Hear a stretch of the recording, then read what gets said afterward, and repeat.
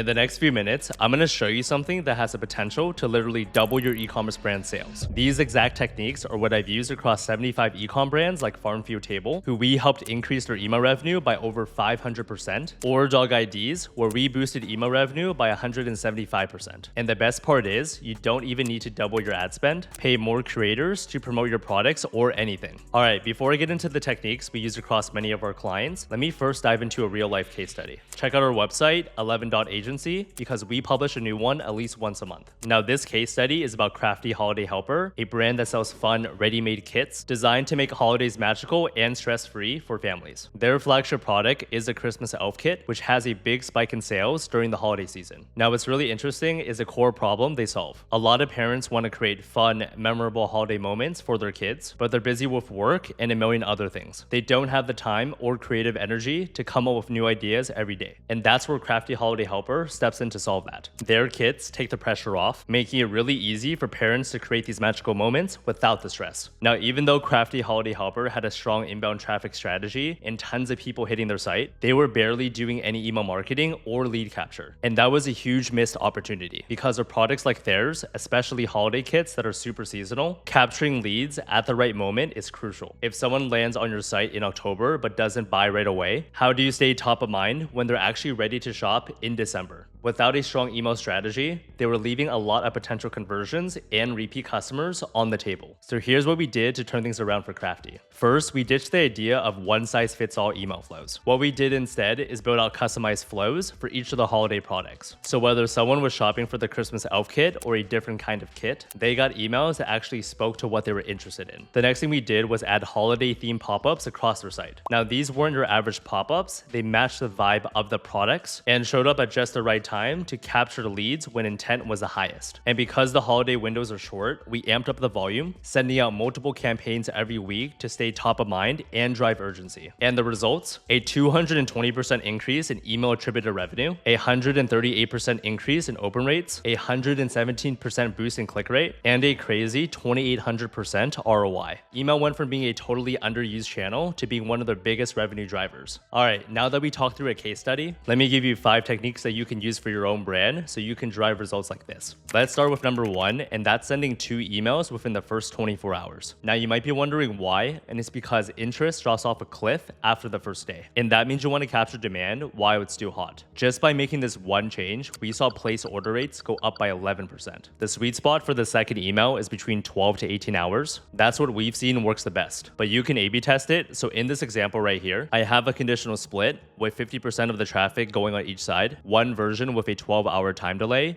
and another with a 1-day time delay. All right, easy enough for number 1, so let's move on to number 2. This one might surprise you, but it's sending out more email campaigns. A lot of people hold back because they're worried about best practices or what some experts said, but here's the truth. There is no one-size-fits-all best practice. It depends on your brand, your audience, and your strategy. Take one client of ours, for example. They were sending just 1 campaign a week. We bumped that up to 4 per week, each targeting a different part of the customer journey: prospects, high-intent prospects, customers, and subscribers. Each group got targeted relevant campaigns, and we made sure the emails didn't overlap. That's 16 emails per month, but each one was unique, different copy, and different design. And they started generating an extra 5K every week with 0 negative impact on KPIs. If you want to monitor your KPIs too, you can use the sheet that I have in front of me. This is the exact tracker we use for our clients every week. If you want your own free copy plus a video walkthrough, I'll leave a link in the description. But here's what we're looking for. Are we seeing diminishing returns? Is there a correlation between sending more and a rise in unsubscribes or spam complaints? You won't know unless you're tracking, so be sure to monitor your KPIs as you ramp up campaign volume. All right, we're halfway there. Number 3 is all about leveraging SMS-only signup forms. Now, you might already have a 2-step signup form, email first, then phone number second. But here's the thing. You can create a separate signup form that only targets your email subscribers who haven't opted into SMS yet. Let me hop into Klaviyo and I'll show you how this works. So to make this happen, you'll just go to the left-hand side, click on targeting, and then click on show to email subscribers. This way, you're targeting warm contacts with an exclusive SMS opt-in offer. These people already trust you and they're way more likely to opt in. We've seen opt-in rates as high as 15% with SMS-specific forms just like this. And they want to hear from you. So you just have to give them a reason and a little nudge. All right, number 4 isn't exactly a technique, but it's still a must do. And it's all about building out your pre-flows. Now, these are flows that happen happen before a customer buys, and they're responsible for the majority of your flow revenue. That includes the welcome, the browse abandonment, and the abandoned checkout, but it doesn't stop there. You can also build active on-site, viewed collection, and abandoned cart. Start with the core 3,